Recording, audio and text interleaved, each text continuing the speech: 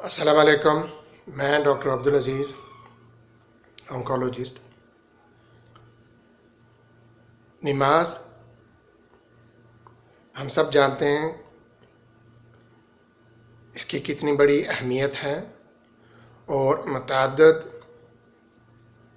कुरानी आयात में अल्लाह सुब्हानहू व तआला ने इसके कायम करने की ताकीद फरमाई है। इस ज़िमन में बेशुमार अहादीस भी हैं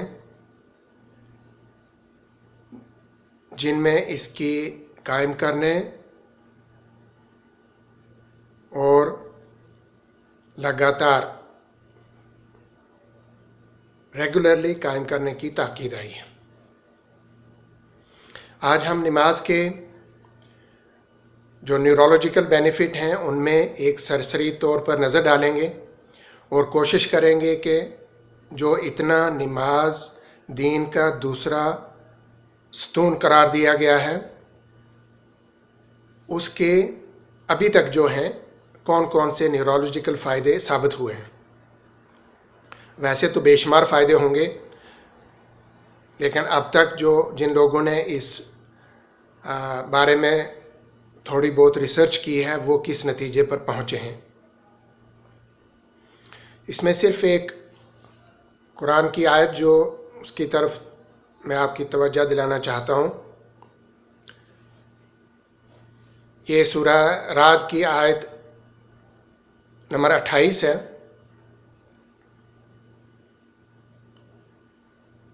इसमें अल्लाह सुब्हानहू व तआला फरमाते हैं, अल्लज़ीना आमनु व तत्मइन्नुल क़ुलूबुहुम बिज़िक्रिल्लाह अला बिज़िक्रिल्लाह तत्मइन्नुल क़ुलूब। उसकी ट्रांसलेशन ऐसे है, जो लोग ईमान लाए उनके दिल अल्लाह के ज़िक्र से इत्मीनान हासिल करते हैं। याद रखो, अल्लाह के ज़िक्र से ही दिलों को तसल्ली हासिल होती है। अब ये थोड़ा सा नोट करने का पॉइंट है कि दिलों को तसल्ली और उसके रिलेटेड जितने भी बहुत सारी चीज़ें हैं वो अल्लाह के ज़िक्र से, और नमाज भी ज़िक्र का एक हिस्सा है, उससे उनको तसल्ली हासिल होती है। इस ताल्लुक़ से कुछ अहादीस भी हैं जो शायद इसी तरफ इशारा करती हैं।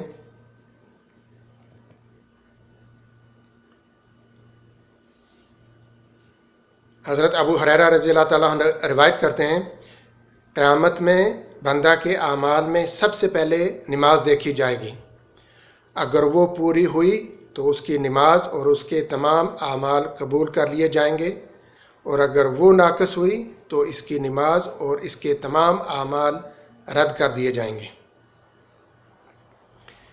एक और हदीस इस तरह से है, जो शख्स 2 रकात नमाज पढ़े इस तरह कि इनमें अपने दिल में दुनिया की कोई बात ना करें तो उसके अगले पिछले गुनाह बख्श दिए जाएंगे।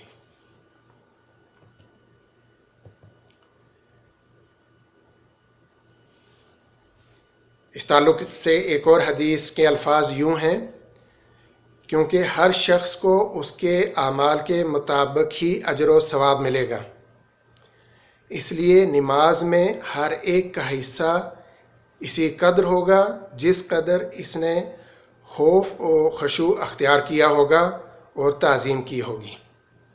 तो इन सब से जो एक कॉमन चीज़ निकलती है कि दिमाग में जहाँ फ़िज़िकल जो पहलू है वो अपनी जगह है, लेकिन उसका एक खशू व खज़ू भी एक बहुत ही इम्पॉर्टेंट पहलू है, और जिसके हिसाब से उसका अल्लाह के यहाँ अजर व सवाब भी उतना ही ज़्यादा है। जितना खशू व खज़ू और जितना कंसंट्रेशन के साथ नमाज पढ़ी होगी उतना ही उसका अजर भी ज़्यादा है।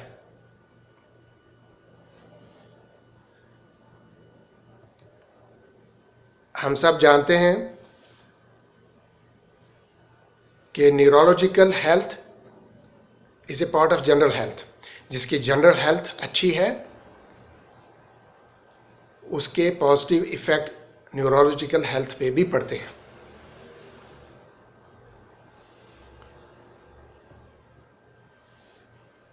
इसी तरह से कुछ लोगों ने कहा है कि नमाज, these are two religious forms maybe are good as comprising elements of mind body medicine due to their positive effect on psycho-neuro-immunological response। तो ये शायद जो कुरानी आयत और जो अहादीस और ये जो न्यूरोलॉजिकल पॉइंट ऑफ व्यू से उनका जो है ये शायद उसी खुशू खुजू की तरफ इशारा करते हैं। अगर हम न्यूरोलॉजिकल बेनिफिट की तरफ आएं तो वो वुज़ू से ही स्टार्ट हो जाते हैं। इसकी अहमियत एक तुर्किश स्टडी उन्होंने की है और वो कहते हैं कि brain is protected from thermal damage bye so called radiator system, the brain cooling system. As the brain gets hotter, the veins of this radiator system bring in cool blood from evaporating surfaces of skin craniofacial cavities. The craniofacial regions important in brain cooling system are very similar to the regions washed or wetted with ablution. So washing the face, oral and nasal cavity and wetting scalp, ears and nape 5 times a day help the brain to remain cool throughout the day.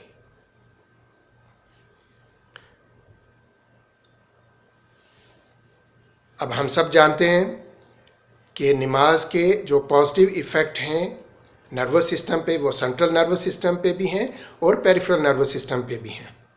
तो सबसे पहले हम central nervous system की बात करें तो इसमें एक करंट अल्जाइमर डिजीज़ रिसर्च 2013 में पेपर शाया हुआ है जिसका हेडिंग है prayer at mid life is associated with reduced risk of cognitive decline in Arabic women.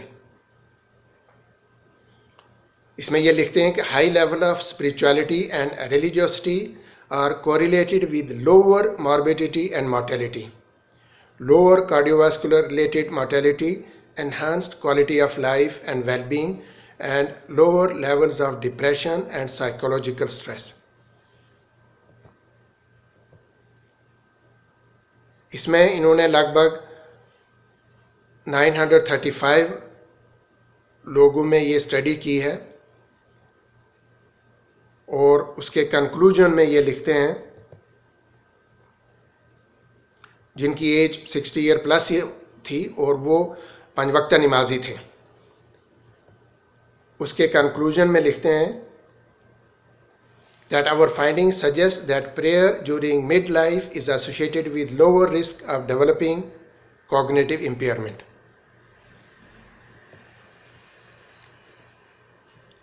इसी तरह से एक और स्टडी में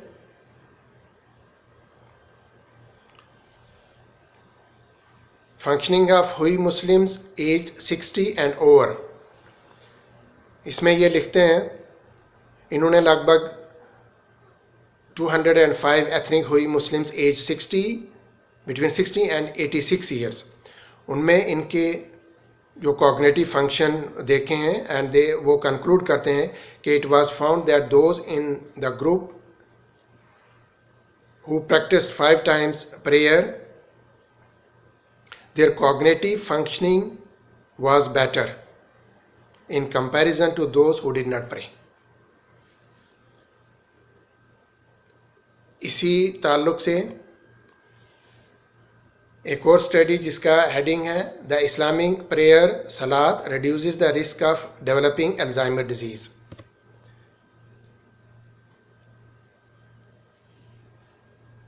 इसमें भी they report that maybe around about the Muslim prayer can reduce the risk of developing Alzheimer by 50%.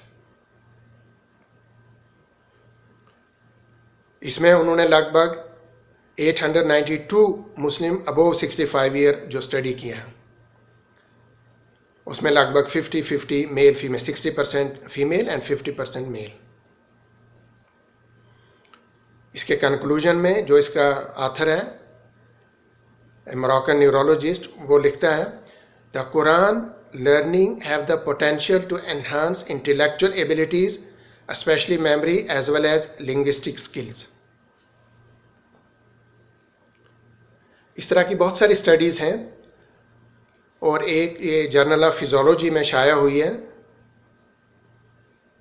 2015 में।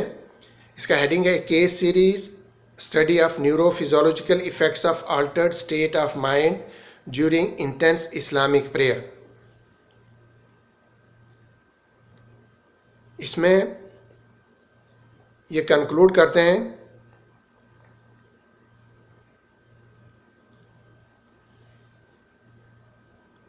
that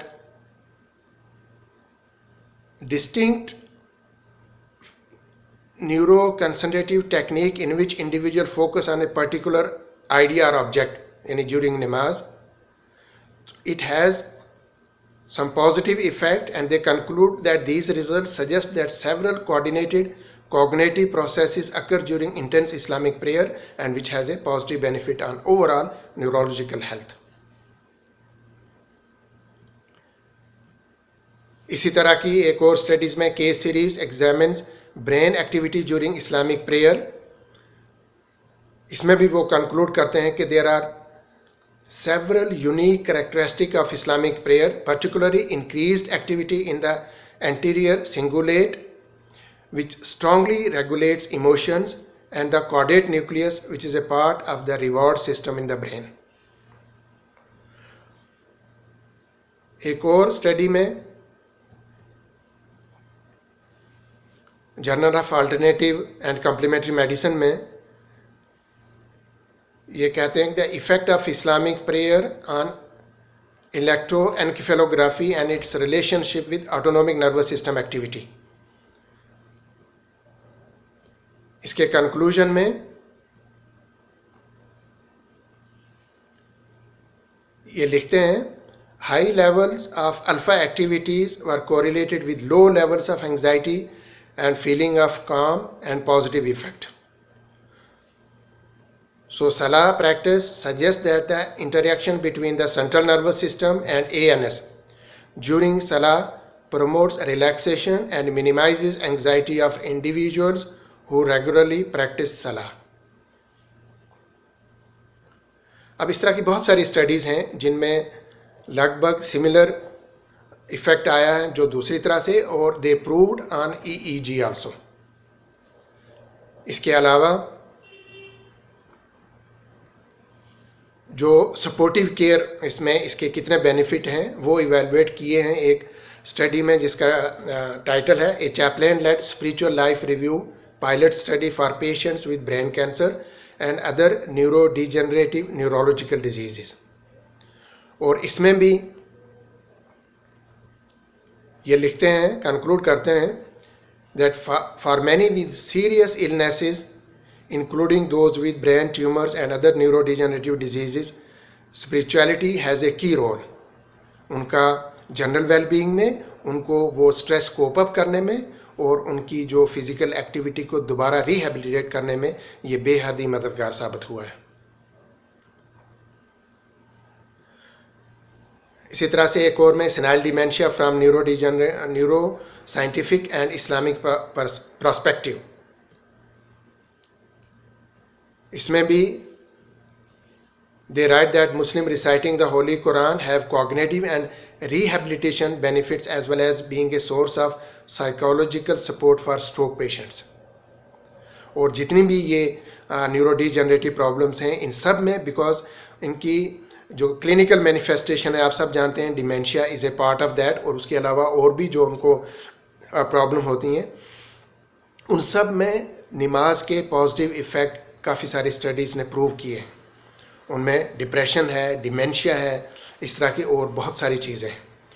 और उनका मूड और वो जो स्ट्रेस को कोप अप करने की एबिलिटी है वो नमाजी और ख़ासकर 5 वक्ता नमाजी में बहुत ज़्यादा है।